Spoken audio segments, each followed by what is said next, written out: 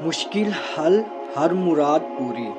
کسی بھی خاص مقصد کو حاصل کرنے کے لیے بروز جمعہ نماز عصر کے بعد سے لے کر نماز مغرب تک یا اللہ یا رحمان یا رحیم پڑھتے رہیں، اور اس اسم کو پڑھنے سے پہلے اول آخر 11 بار درود شریف لازمی پڑھیں، پھر اپنے مقصد کے لیے دعا کریں، وہیں مصلی پر بیٹھے رہیں اور اس کے بعد مغرب کی نماز پڑھ کر دعا کریں۔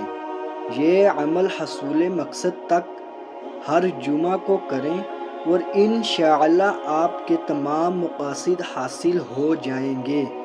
یہ عمل نہایت آزمودہ ہے۔ جزاک اللہ۔